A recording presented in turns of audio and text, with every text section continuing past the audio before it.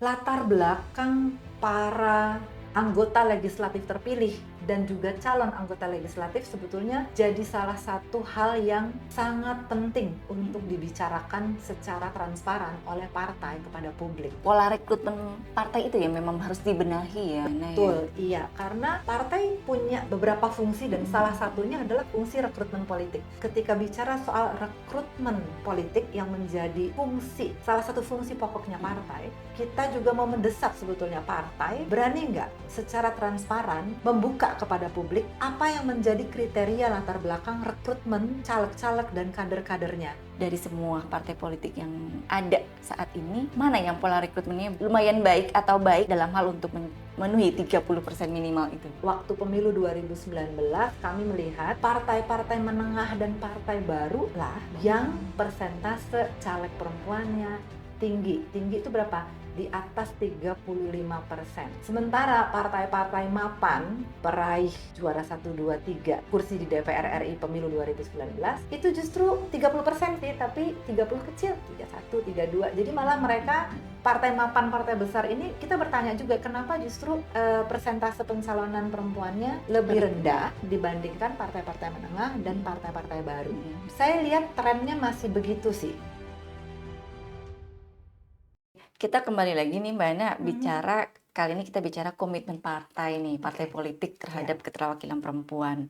Karena idealnya demokrasi itu kan harus mewakili dan diwakili oleh semua sektor masyarakat, termasuk adalah kehadiran perempuan dalam anggota legislatif. Nah, jika tadi ya minimal 30% keterwakilan perempuan, di mana satu calon itu dari 3 calon satunya harus perempuan. Betul, iya. Harus perempuan. Apakah itu realistis Mbak Ana dengan kondisi parpol saat ini nih Mbak Ana? Saya akan ukurnya gini, kalau satu partai bisa, semua partai harus bisa. Harus bisa. Kenapa? Karena persiapan untuk pemilu tuh kan sebetulnya bukan hanya di 2023, Mbak Dewi. Kita tuh kan sering berpikir, oke, pemilunya perhelatan 5 tahun sekali. Tapi persis itu, jadi ada jeda 4 tahunan, dan di 4 tahunan inilah sebetulnya diuji apakah sebuah partai sungguh-sungguh belajar dari hasil performa dia di pemilu sebelumnya. Dan dari situ dia benar nggak kemudian membuat komitmen untuk ya sudah memperbaiki yang disebut rekrutmen dan kaderisasi. Kita bisa lihat partai jangan-jangan perhatian, waktu, tenaga itu keserapnya udah mikirin yang sudah pada terpilih. Padahal partai perlu justru untuk menyiapkan lagi, oke, sudah terpilih, senang, oke, dapat kursi, dapat target. Tapi dari yang sudah dapat itu sejauh mana sih keterwakilan perempuannya? Dan tadi perempuan itu bukan identitas tunggal. Jadi kalau ngomongin perempuan yang berhasil terpilih oleh partai tersebut atau dinaungi partai tersebut dicalonkan, itu perempuan yang dari mana aja sih? Apakah perempuan yang memang punya latar belakang kerjasama yang kuat dengan organisasi akar rumput sehingga tahu betul isu di lapangan? Apakah perempuan yang mereka sendiri adalah aktivis lama yang memang punya jam terbang berorganisasi? Atau mereka adalah, ya ini yang kemudian jadi miris, mereka sekedar figur yang populer, bisa menarik suara karena mereka mungkin adalah kerabat dari elit politik yang sedang menjabat atau telah menjabat sebelumnya, ataupun artis bahkan, ataupun pengusaha karena punya modal ekonomi yang kuat. Latar belakang para anggota legislatif terpilih dan juga calon anggota legislatif sebetulnya jadi salah satu hal yang sangat penting untuk dibicarakan secara transparan oleh partai kepada publik. Jadi pola rekrutmen partai itu ya memang harus dibenahi ya Mbak Ana ya. Betul, iya. Karena partai punya beberapa fungsi dan salah satunya adalah fungsi rekrutmen politik. Jika kita percaya demokrasi, kita tidak mungkin tidak percaya partai. Jadi kalau hari ini kita lihat partai punya banyak PR yang harus mereka lakukan, ya kita nggak bisa musuhin, kita harus temenin, dorong, ingetin, kritik, dan seterusnya. Tapi lagi-lagi ketika bicara soal rekrutmen politik yang menjadi salah satu fungsi pokoknya partai, kita juga mau mendesak sebetulnya partai berani nggak secara transparan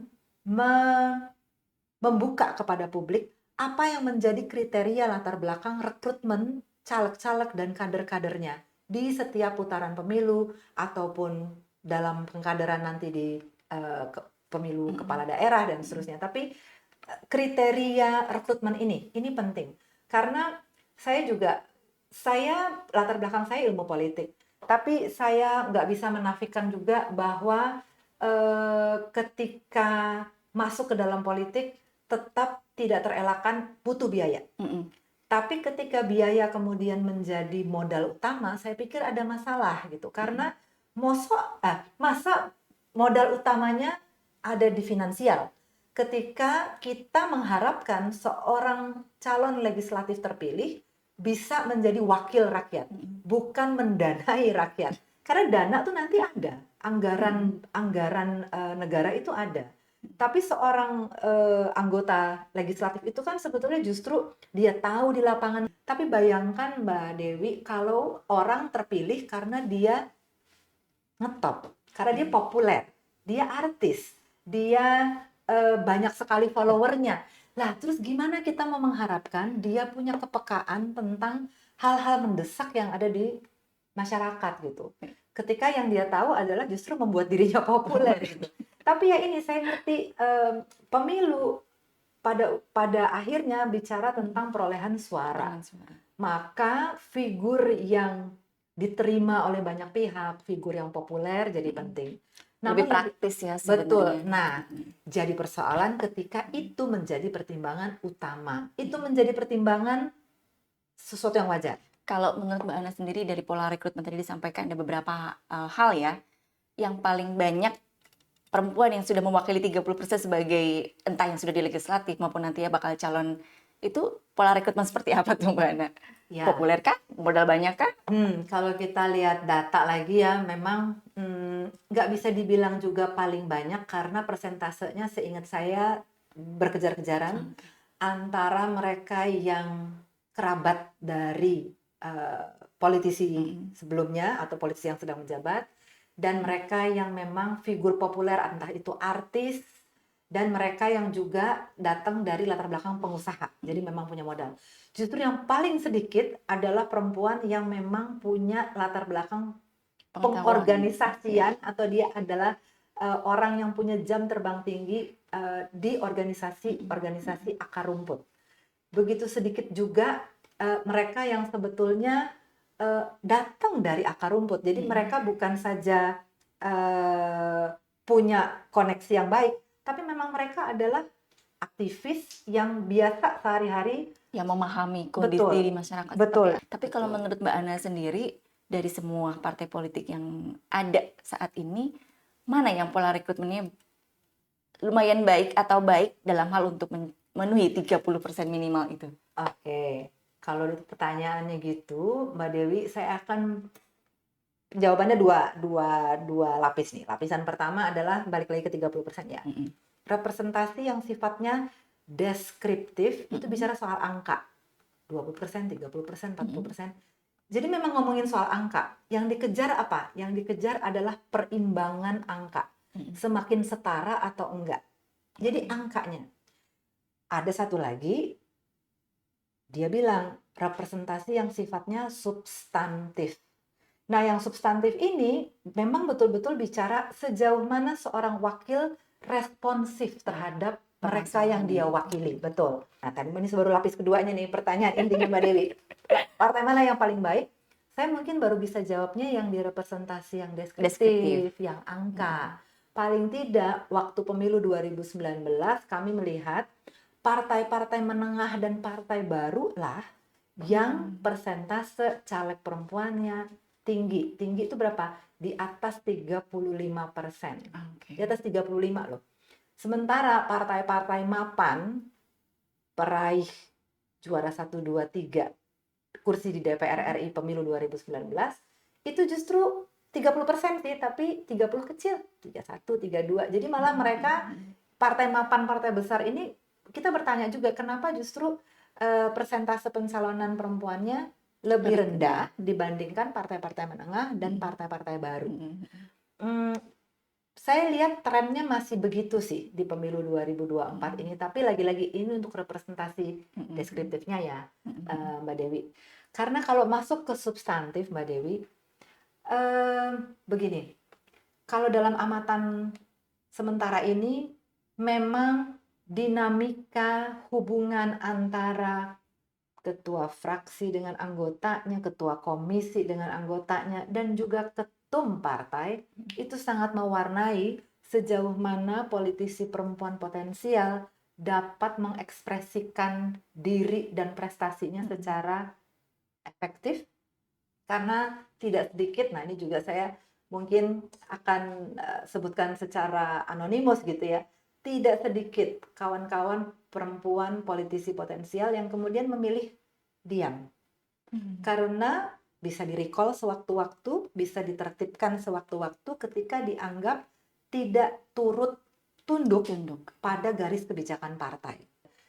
Kita jangan terjebak dalam logika bahwa alat perempuan itu kalau udah terpilih dia punya kuasa dan otoritas yang begitu besar. Oh, tidak. Ternyata tidak. Dia masuk dalam struktur berlapis lagi, dia masuk dalam relasi kuasa yang berlapis lagi. Tidak otomatis dia bisa punya pengaruh untuk mengusulkan anggaran, mengusulkan program, mengusulkan rancangan undang-undang. Dia punya kesempatan itu, tapi tidak bisa serta-merta digunakan. punya, betul. Karena masih didominasi oleh Betul. pria. Kita lihat saja Mbak, yang paling gampang kelihatan adalah siapa saja yang menempati posisi ketua, jadi posisi pimpinan pada alat kelengkapan Dewan AKD di DPR RI. Itu Komisi 8 bahkan pimpinannya untuk ketua itu nggak ada perempuan. Padahal komisi itu bahkan ada namanya Komisi Perempuan dan Agama. Itu gimana? Sementara posisi ketua ini penting. Kenapa? Dia yang menentukan agenda rapat, kapan, siapa yang diundang, prioritas pembahasan. Keputusannya seperti apa? Betul. Ada di ketua. Jadi lagi-lagi posisi kepemimpinan ini bukan sekedar jabatan, tapi kesempatan untuk membuat perubahan memang ada pada posisi pimpinan. Kalau balik ke partai, maka tadi saya mungkin baru bisa memberikan respon secara deskriptif, secara angka, gitu ya. Karena bicara keterwakilan perempuan, sebanyak apakah posisi kepemimpinan diberikan pada perempuan oleh partai tersebut? Itu salah satu pertanyaan kritis yang bisa kita lontarkan kepada partai. Jadi bukan saja merekrut, tapi taruh nggak di posisi-posisi yang berpeluang membuat keputusan-keputusan. Jadi meskipun sudah terpenuhi 30% itu tidak terakomodir kebutuhan perempuan itu bukan karena perempuan tidak mengupayakan, tapi memang dari sisi kondisinya tidak memungkinkan karena didominasi. Betul. Pemilu kapan Mbak yang paling angka keterwakilan perempuan itu mendekati angka 30? Paling kalau udah angka jadi ya, angka jadi ya pemilu 2019 kemarin karena kan mencapai puluhan, yaitu 20%-an kan, 20, itu yang paling tinggi sejak kita pertama kali pemilu sampai saat ini, itu paling tinggi. Kita agak deg-degan ya 2024 karena dengan aturan pencalonannya Komisi Pemilihan Nomini ya, yang memungkinkan jumlah anggotanya jadi lebih sedikit anggota keterwakilan perempuannya ya.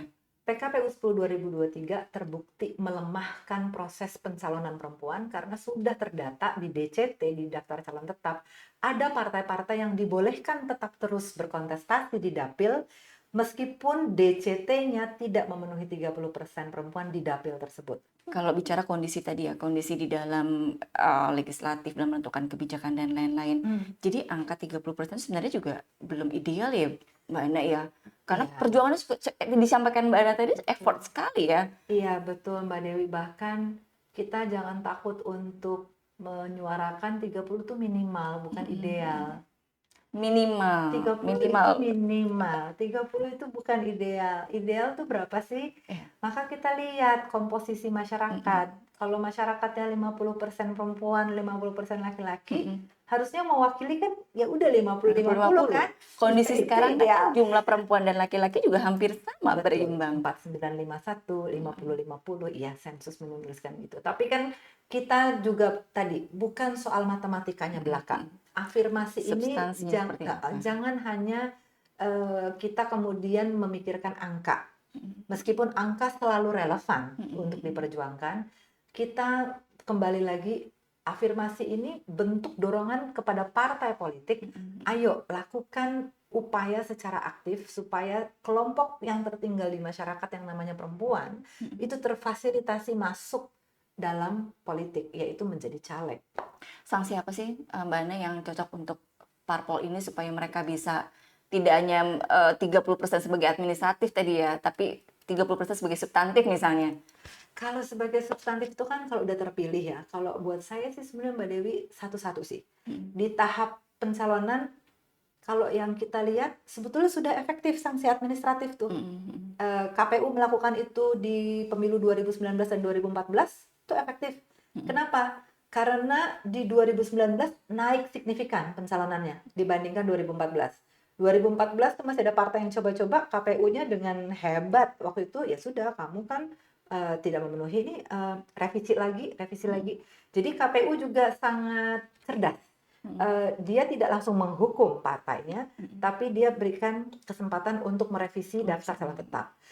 Pada tenggat waktu tertentu revisi belum selesai, jadinya kan terdiskualifikasi. Mhm. Tapi Mhm. bukan karena didiskualifikasi oleh KPU, tapi karena partai tidak berhasil memenuhi berkas.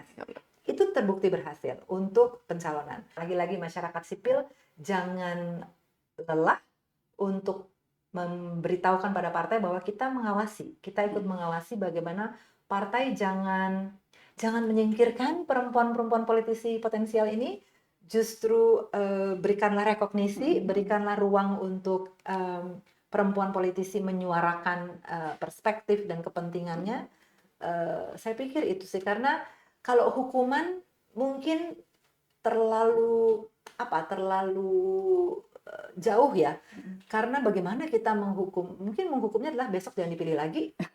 Paling kan gitu ya, besok jangan dipilih lagi deh. Tapi seterbatas itu. Cuman saya daripada menghukum, saya lebih kok ngedorong gitu ya, Mhm. ngedorong. Jadi penggunaan media, baik itu media sosial, media diskusi publik, untuk mengatakan pada partai, hey, we are watching, Mhm. kami mengawasi kamu gitu. Atau kalau misalnya permasalahan dari partai, rekrutmen partai, Hmm, kenapa nggak membuat partai perempuan? Sejarah di awal pemilu itu kan kita punya ya, partai oke. perempuan. Dan kita Jawab. bisa minta perempuan Hmm. harus milih nih partai perempuan misalnya seperti itu. Nah, itu juga sebenarnya soal Mbak Dewi. Kenapa? Karena alih-alih kita mau mengarus utamakan, Mhm. kita malah bikin kotak di pinggir yang isinya adalah perempuan. Ini nih ya, taruh sini isu perempuan, nih perempuan. Ini justru Mhm. yang sebetulnya kita mau tinggalkan. Mhm. Isu perempuan itu isu kemanusiaan, lintas Lintas sektor itu sektoral. perlu bicara soal itu. Mmm, Perempuan hadir dalam forum-forum pengambilan keputusan, itu Mhm. jangan hanya taruh di isu-isu tradisional Mhm. sebutnya kita. Mhm. Mhm. Isu tradisional seperti apa? Isu pendidikan, kesehatan, air bersih gitu. Itu penting nggak? Penting. Tapi begitu juga penting isu tentang pemilu, pemilu Mhm. yang aman. Begitu juga isu tentang perang dan damai, kapan perlu dilakukan Mhm. konflik senjata, justru kapan jangan sampai ada Mhm. konflik senjata, itu perlu perspektif perempuan. Bicara lagi soal keamanan, menentukan keamanan di perbatasan. Perempuan dan anak itu punya kebutuhan yang khas yang hanya bisa secara reflektif disuarakan Mhm. oleh perempuan. Kenapa juga seringkali juru damai ketika terjadi konflik horizontal, jadi misalkan di negara yang sama Mhm. gitu ya, Mhm. apakah konfliknya antara satu etnis dengan yang lain, atau nggak usah antar etnis sih, tapi pokoknya terjadi konflik, itu seringkali justru pelibatan perempuanlah yang membuat pembicaraan tentang damai dan manajemen konflik lebih bertahan lama. Mhm. Karena memang ada bentuk keterlibatan dan tadi perspektif suara yang perlu ada, yang perlu dihadirkan. Mbak Ana, apa pandangan Mbak Ana terkait dengan perempuan sebagai daya tarik partai atau Hmm. politis? Hmm, Kalau perempuan dilihat sebagai daya tarik, sebenarnya saya harus mengatakan itu bentuk objektifikasi perempuan. Karena perempuan maupun laki-laki semestinya punya daya jual, punya daya tarik gitu ya. Mhm. Maksudnya kan gimana supaya caleg yang diturunkan oleh partai itu bisa mendapatkan simpati dan kemudian pada gilirannya mendapatkan suara.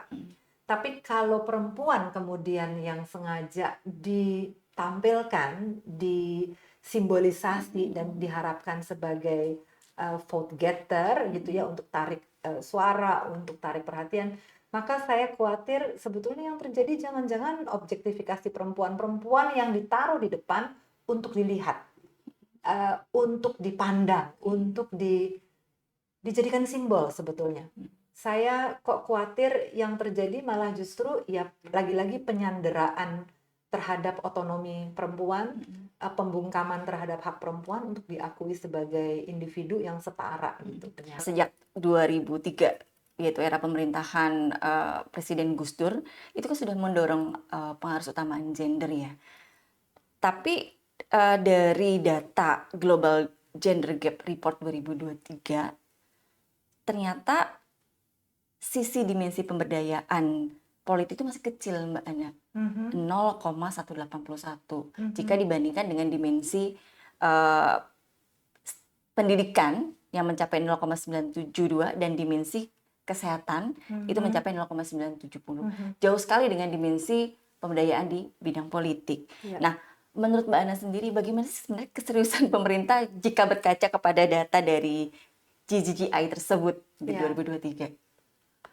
Kalau ditanya keseriusan pemerintah, kita bisa lihat di dokumen-dokumen target rencana pembangunan jangka menengah, jangka panjang, jangka menengah nasional. Dan bagaimana sebetulnya pemerintah sudah memasukkan, saya pikir, saya lupa, RPJMN 2000 berapa ya, itu sudah masuk kok. Salah satu ukuran keberhasilan pembangunan adalah persentase perempuan anggota DPR RI. Pemerintah juga memiliki instrumen pengukuran demokrasi yang disebut dengan Indeks Demokrasi Indonesia. Secara konsisten juga dimasukkan salah satu indikator untuk mengukur kekuatan kematangan demokrasi di Indonesia adalah keterwakilan perempuan di DPR RI. Jadi saya pikir kalau melihat dokumen-dokumen formal tersebut, sebetulnya keinginan untuk melakukan penguatan keterwakilan perempuan ada. Tapi sudah seserius apa? Saya pikir masih sangat sporadik, masih sangat mengandalkan kesadaran individu-individu yang menjadi pimpinan, dan artinya nanti di beda kementerian akan beda inisiatif dan komitmennya.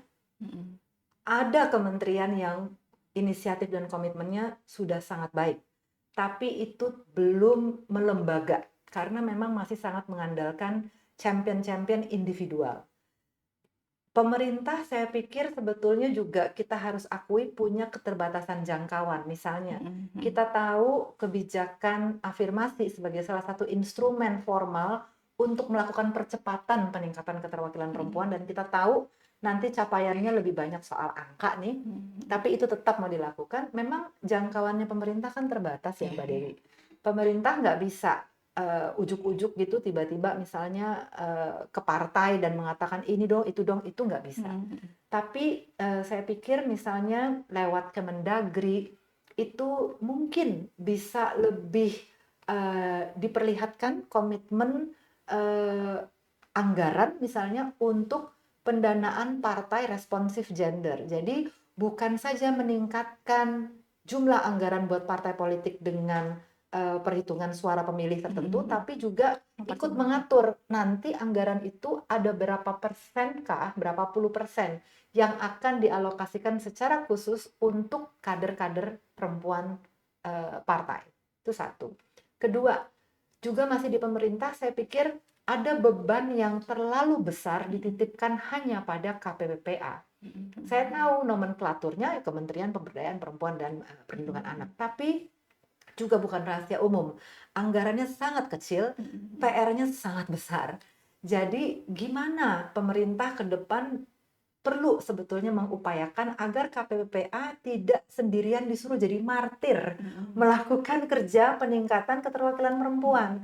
Ini sebetulnya bisa dan perlu dilakukan bersama. Lagi-lagi yang saya terpikir memang ada Kemendagri di sana, ada Bappenas, mungkin secara khusus Direktorat Politik dan Komunikasi, dan tidak tertutup kemungkinan mungkin Kemenko PMK, nanti saya nggak tahu, presiden terpilih mungkin akan punya nomenklatur berbeda lagi untuk kementerian. Tapi pesan intinya, jangan bebankan tugas kerja amanah yang sedemikian penting, peningkatan keterwakilan politik perempuan, hanya pada satu kantor kementerian saja yang kita sudah tahu PR-nya banyak, perempuan dan anak, anggarannya kecil. Tapi kan sebenarnya afirmasi action ini kan sudah 20 tahun ya Bu ya. Betul. Tapi ya kondisinya tadi ya, yang paling besar capaiannya hanya di 2019 sampai dengan 20 sekian persen ya. Yang sebelum-sebelumnya di bawah angka itu. Iya. Nah itu kendalanya apa sih dari pemerintah sehingga tidak bisa mendorong capaian minimal? Kalau kendala dari pemerintah mungkin tadi soal keterbatasan jangkauan karena memang berbeda ranah gitu ya. Karena pemerintah nggak bisa langsung bilang, misalkan pemerintah itu kan memang tidak pada posisinya untuk mengarahkan partai. Namun kalau dibilang hambatannya tadi, hambatannya sifatnya multidimensional, ada di dimensi budaya, ada di dimensi hukum sendiri, karena regulasinya ditafsirkan secara berbeda dan diikuti oleh keinginan politik yang juga beragam. Tadi saya kasih contoh misalnya Undang-Undang 7 2017 dimaknai secara berbeda oleh komisioner yang ngurusin pemilu 2019 sama yang ngurusin pemilu 2024, padahal pasalnya sama. Jadi ada aspek budaya tadi kita udah panjang lebar ngomongin soal budaya patriarki, tapi satu Mbak malah yang saya mau titip, bagaimana kita juga dengan serius mulai memikirkan bahwa penguatan keterwakilan politik perempuan itu bukan beban kerja eksklusif perempuan. Udahlah katanya mau memajukan kita, cuman kita doang yang disuruh mikir untuk memajukan kita. Itu kayak gimana? Udah cuma minimal 30 terus mikir lagi ya menyelesaikan. Terus kalau ada masalah tuh kan, ada masalah. Jadi katanya mau mendorong keterwakilan politik perempuan. Kenapa hanya perempuan yang disuruh dorong? Ini tugas rame-rame semua pihak. Jadi tadi Mbak Dewi sempat bilang butuh lebih banyak perempuan ya jadi menteri. Iya, saya akan bilang iya, tapi Mbak justru saya mau bilang jangan yang menteri laki-laki atau menteri di kantor kementerian yang nomenklaturnya tidak ada kata perempuan, kemudian merasa ya udah saya artinya kan nggak perlu mikirin keterwakilan politik. Tidak, keterwakilan politik perempuan itu lintas sektor, lintas kementerian. Terakhir nih Mbak Ana, closing statement, apa sih harapan Mbak Ana terhadap pemerintah dan juga masyarakat ya, karena masyarakat juga memberikan peran penting untuk mendorong parpol untuk memperbaiki mekanisme rekrutmen dan lain-lain. Baik, mungkin kalau dari saya ada beberapa tapi 3 saja. Yang pertama, mari kita kembali memahami dengan adil. Sejatinya semangat afirmasi itu bukan semangat untuk sekedar memberikan tindakan khusus, tapi semangat untuk mengakui ada ketimpangan di depan mata yang harus dikoreksi. Dan koreksinya sebetulnya memang bicara soal koreksi kuantitatif, angka. Jadi kita juga tidak buru-buru memukul diri kita sendiri mengatakan kita telah salah gitu. Ini angka 30 itu minimum dan kita belum pernah. Yang kedua, peningkatan keterwakilan perempuan ini sebetulnya bahkan bukan hanya untuk perempuan, tapi untuk kemanusiaan. Bagaimana peradaban politik atau politik yang adab itu salah satunya dapat ditunjukkan bagaimana sistem politik tersebut memperlakukan politisi perempuannya. Apakah sudah dengan hormat yang setara yang diberikan kepada politisi laki-laki juga, atau masih tetap saja ada pelestarian diskriminasi yang diwajarkan. Dan yang ketiga mungkin baik kepada pemerintah, harapan yang paling utama adalah pemerintah dan lembaga legislatif, sebetulnya termasuk juga partai yang menjadi lagi-lagi peserta pemilu karena penting. Semoga betul-betul ketika bicara peningkatan keterwakilan politik perempuan tidak menyandera diri karena saya nggak yakin tidak mengerti. Saya yakin mengerti soalnya udah 20 tahun diomongin. Tidak menyandera diri pada simbol ataupun tokenism ataupun sesuatu yang sifatnya formalitas belaka. Kenapa 30%? Karena tidak cukup hanya taruh satu orang perempuan. Satu saja itu tidak mungkin jadi ada perubahan gitu. Satu saja itu artinya namanya formalitas belaka, yang penting ada.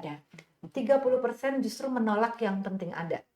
Yang diinginkan adalah betulkah telah diberikan daya yang secara relatif nanti mampu untuk membuat perubahan. Jadi mungkin terakhir itu semoga upaya untuk mendorong keterwakilan politik perempuan tidak dikerdilkan menjadi upaya yang sifatnya simbolik belaka. Terima kasih banyak Mbak Ana atas bincang-bincangnya. Demikian bincang-bincang kita bersama Mbak Ana mengenai perempuan dan pemilu. Sampai jumpa di pembahasan isu FMB 9 berikutnya. Terima kasih. Terima kasih banyak. Terima kasih banyak Mbak Ana. Terima kasih banyak, Mbak.